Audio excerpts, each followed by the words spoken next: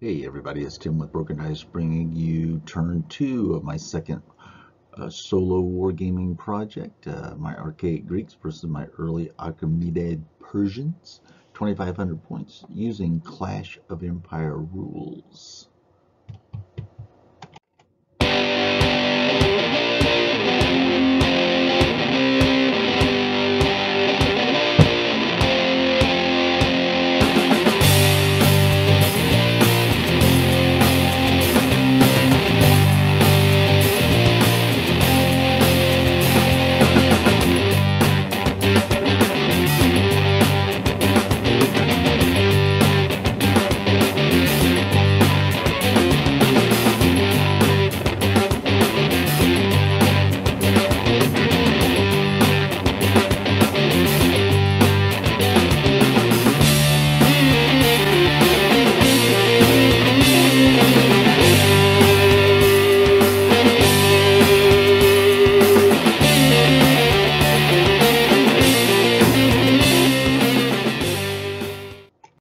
So we begin turn 2 with our command card flip, and as you can see, the Greeks have won this handily. And I will remind everybody that what I'm doing for the Persians is because they have such a high strategy rating, I decided to give them a die 3 set of cards to use to try to achieve the initiative. And in this case, they only got 2 cards, and the Greeks took the initiative.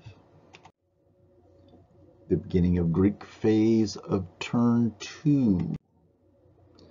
Okay, our initiative cards are all been flipped over, and pretty straightforward. Everything seems to be open up on our right flank for everyone to move fine. The skirmishers have no impediments into their move.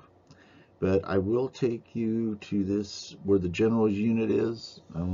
Again, this is another one of those instances where they can't move until the unit in front of them moves.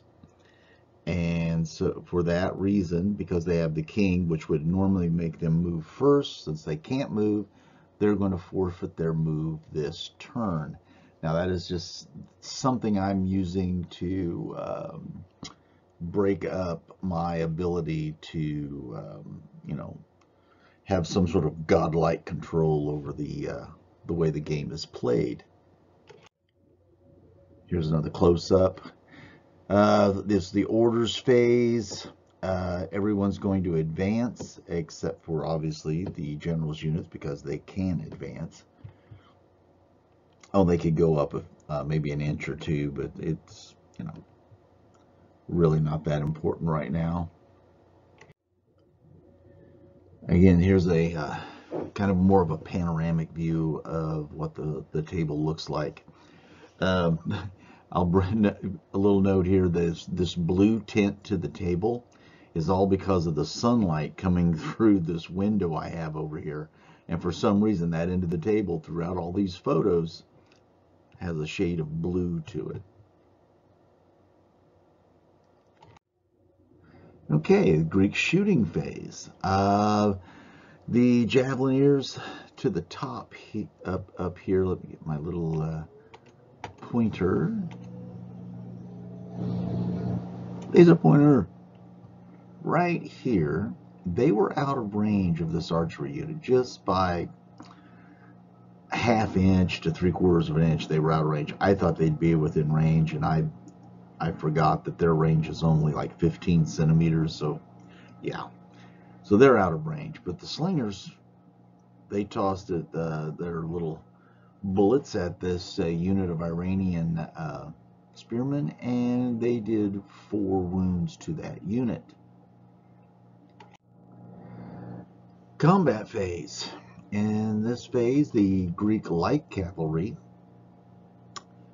have chosen to charge the Persian horse archers. Now, in this situation, the horse archers have 3 different options available to them. Now, not like in the last game. The last game I used my horse archers as skirmishers. In this version of the Army, I have moved them to more of a formed unit. They're in open order, but they're not skirmishers. So that kind of reduces their number of reactions that they have. Instead of being able to evade or fire and evade, they can stand and shoot, receive the charge and shoot at the chargers. They can flee, or they can countercharge. So what I've decided to do here is to countercharge with the Persian horse archers. I just thought it was best. They outnumber them. I didn't think the shooting was going to be any that much effective with the -1 to hit. Fleeing, I don't think would have been a good idea because their morale is kind of low and the general's pretty far away, and so are the sub-commanders. So that kind of took those options away. So I decided to go with the countercharge.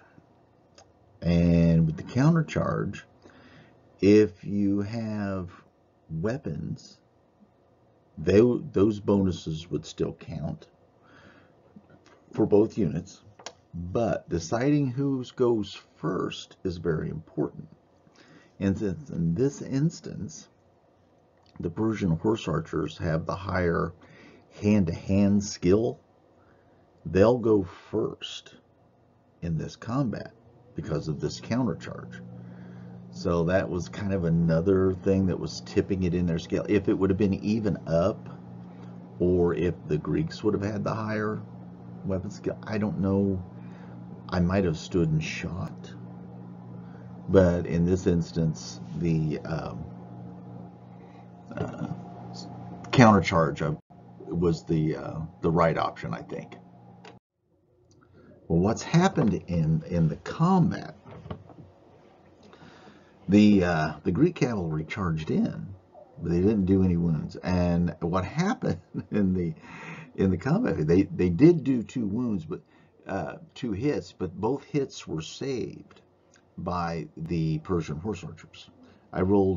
They only have a save of a 6, and I rolled boxcars, double 6s for the save. You know, I know it sounds a little fishy, but that's exactly what happened.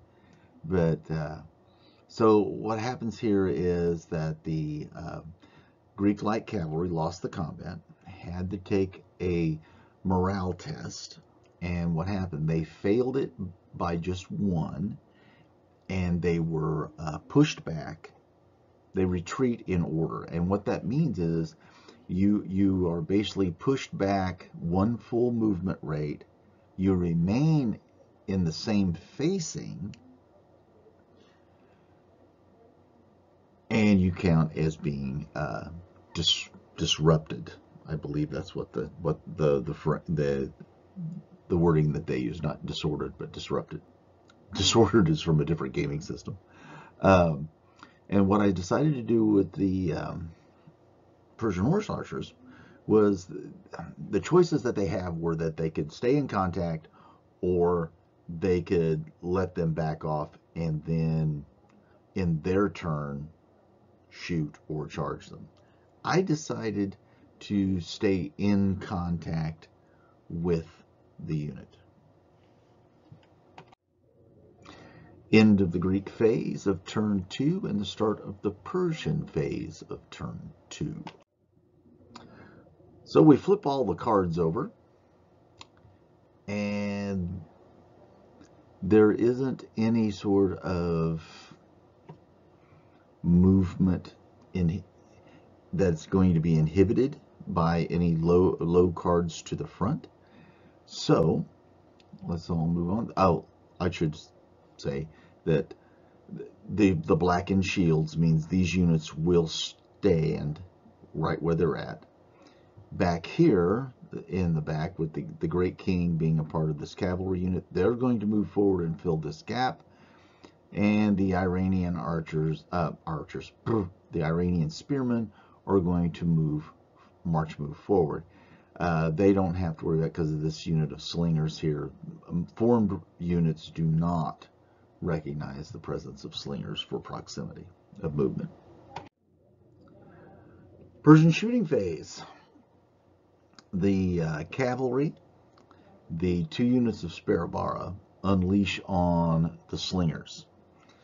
The slingers take 8 wounds and roll, let's see, what is that? A 7. Their leadership is 5. That means they lost by 2. And on the chart, that means that they're broken and they flee. Yeah, that 8 wounds really did them in. As you can see right up here at the top, the unit has broken and has fled. Now in this game here, they because they're skirmishers, they can kind of like move through and around units. I just decided to move them off in this direction. It would make the photos less crowded, because as they fled, because they're skirmishers, they could run through this unit, but there was really no need to. And these units are not going to pay any attention to skirmishers fleeing, because basically that's what skirmishers did at some point in time in a game. And you can see here the archers did 1 wound to the Greek javelinmen. Over here, the combat continues between the horse archers and the Greek light cavalry. The Greek light cavalry have sustained 2 wounds, not doing any to the horse archers, and subsequently failed their test by a great margin. I do believe they, yeah. There's my notes, my notes, my notes. My notes are in the wrong place. Sorry about that. Yeah. Oh yeah, they rolled an 11 for their leadership. Plus the 2 wounds make it a 13, minus their ML, which is a 6, which means it's equals a 7, which means that they are broken and dispersed, or they're basically destroyed on the spot as a fighting unit.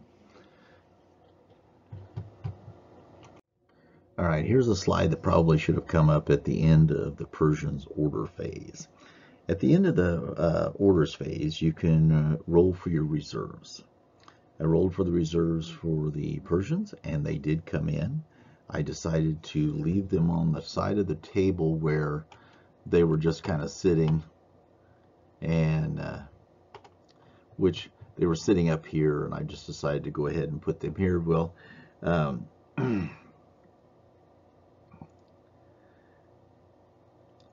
I don't know if this is, it just seemed like that they would be closer to the action here than on the other side of the table.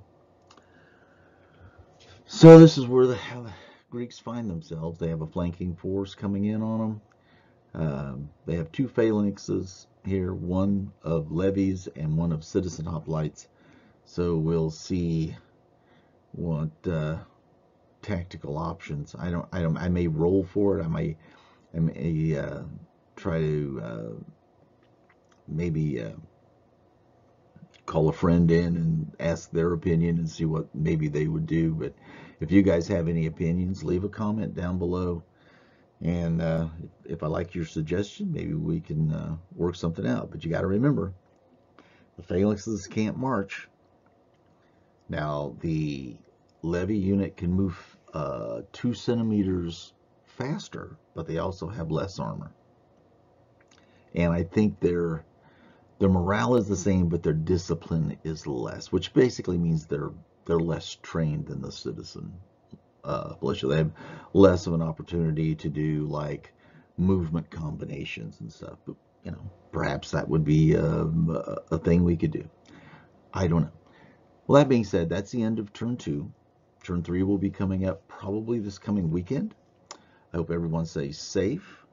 I hope everyone is getting projects done, and I hope someday soon we can all get back together again and game and just basically sit around and talk smack about each other. As a matter of fact, talk smack to each other's faces while we're rolling dice. I miss that tremendously.